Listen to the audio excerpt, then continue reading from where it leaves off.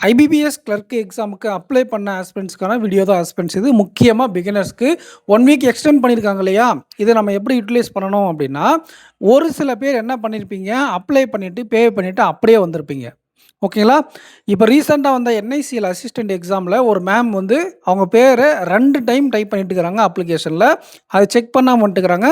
இப்ப ஹால் டிக்கெட்ல அவங்க பேரு, இனிஷியல் இன்னொரு டைம் பேரு. சரிங்களா?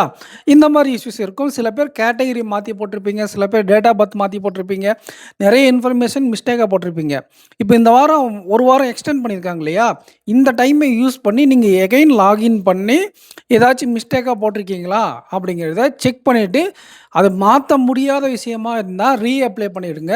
ஒரு சில விஷயங்கள் மாத்த முடியும். அது எடிட் விண்டோல நீங்க மாத்திக்கலாம். ஓகேங்களா? எடிட் விண்டோ இன்னும் 2 நாள்ல ஓப்பன் ஆகும்.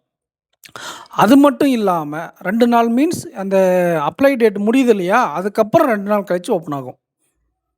அண்டு நீங்க வந்து பார்த்தீங்கன்னா, முடிஞ்சா பாசிபிள் இருந்தா அப்ளை பண்ணிடுங்க. ஏதாச்சும் தப்பு பண்ணியிருந்தீங்க அப்படின்னா, ஸோ அந்த பிரச்சனை உங்களுக்கு எதுவும் அந்த பேனிக் இருக்காது. அ எடிட் விண்டோல நம்ம ஆப்ஷன் வருமா? வராதா? அந்த மாரி பேனிக் இருக்காது. ஸோ கேர்ஃபுல்லா செக் பண்ணிக்கோங்க. அப்ளிகேஷன டவுன்லோட் பண்ணி வச்சுக்கோங்க. ஒரு சில நேரங்களில் மெசேஜ் டிலேடா வந்தா அப்பயும் பேனிக் ஆகுறீங்க.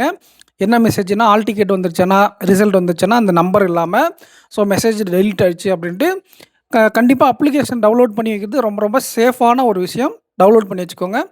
இந்த வீடியோக்கு லைக் பண்ணிட்டு, நம்ம சேனல ஷேர் பண்ணுங்க. அண்ட் டிஎன் பேங்கர்ஸ் அகாடமிய பேங்க் எக்ஸாம் ப்ரிப்பரேஷனுக்காக யூட்டிலைஸ் பண்ணிக்கோங்க ஃப்ரெண்ட்ஸ். நெக்ஸ்ட் வீடியோல மீட் பண்ணலாம். ஐபிபிஎஸ் எக்ஸாம் நல்லா பண்ணிட்டு வாங்க. All the best. Thank you.